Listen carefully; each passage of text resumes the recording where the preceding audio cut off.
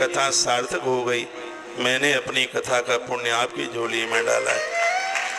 बहुत आनंद से जीवन जिए।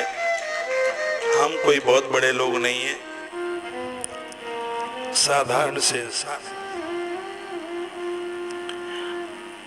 कोई छल नहीं है,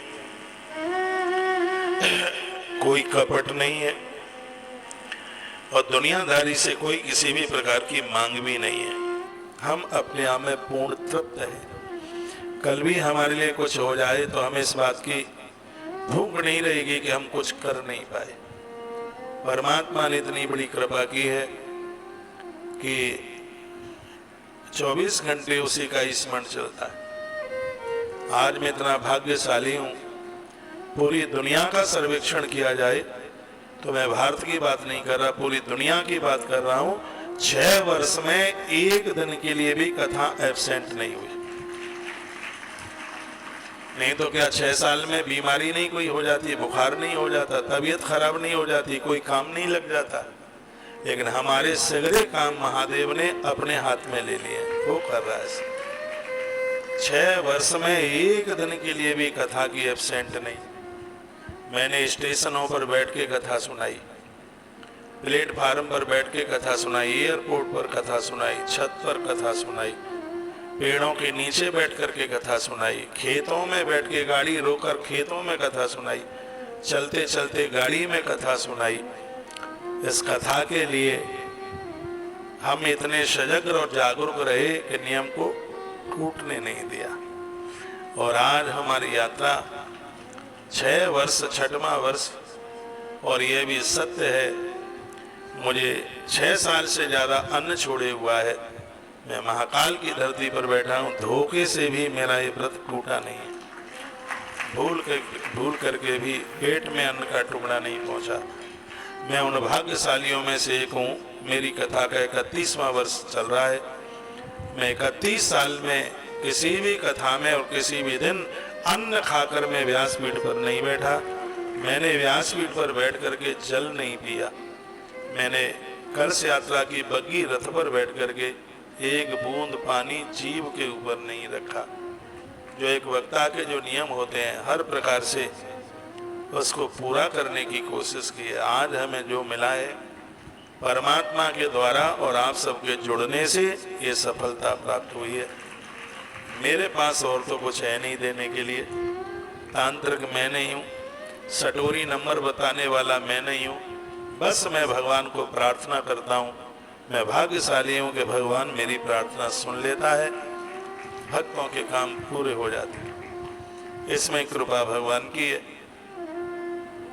आप मुझसे मिलने के लिए आए हों, मेरे दरवाजे पर ज़्यादा देर तक आप खड़े रहे हों, मैं आपको न मिल पाया हूं और आपने बहुत प्रतीक्षा की हो, उसके लिए मैं हाथ जोड़ता हूं।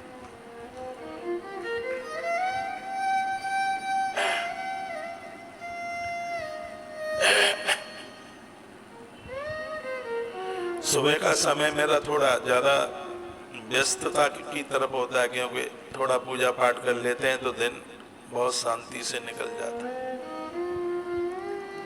आपकी श्रद्धा को मैं करोड़ बार प्रणाम करता हूँ। आप हमसे भले ही रूठ जाना, लेकिन हमारे कामों से कभी मत रूठना। इतना होने पर भी अभी शुरुआत ही है। ये मेरी ही व्यासपीठ के शब्द हैं। अभी तो खेल के लिए बल्ला पकड़ा है, पारी तो अभी पूरी की पूरी बकाया है खेलने के लिए।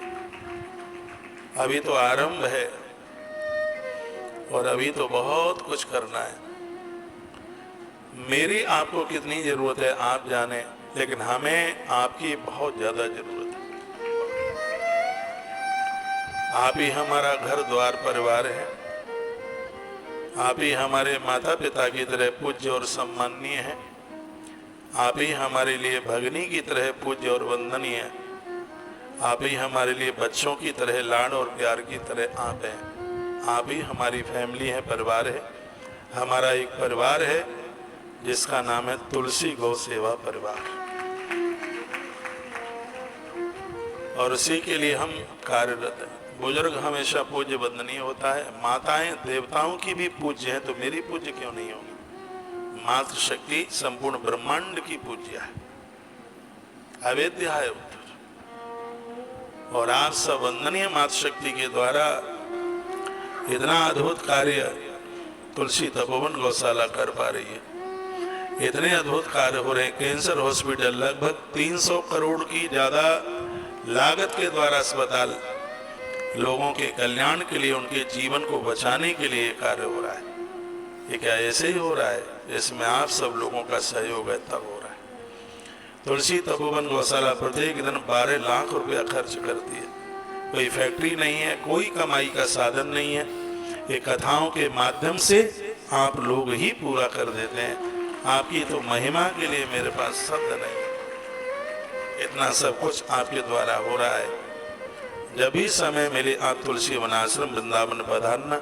वहाँ ठहरने का, भोजन का 1 रुपया भी नहीं लगता, मेरे न होने के बाद भी नहीं लगेगा। ये सूत्र तो मैं छोड़ के जाऊंगा। पैसा तो होटलों में लगता है, तो धार्मिक पारमार्थिक स्थान है, पैसा लगेगा कहीं, तो वहाँ अपनत्व जैसी बात ही कहाँ रहेगी। ये आपका एक अपना आश्रम है, अपना घर है। यहाँ तो ऐसे आइए जैसे मेरी कोई बहन अपने पियर के लिए जा रही हो, ऐसे आइए, आपको सकून मिलेगा। मेरी प्यारी सी लाडली सी बेटियां बैठी हैं, बहनें बैठी हैं, माँ बाबू जी की तरह यहाँ पर बुजुर्ग बैठे हुए। एक बार पुनः मैं आप सबकी आस्था को वंदन और प्रणाम करता हूँ। समापन का दिन है। जो ऊपर आना चाहेंगे मत्था टेकते हुए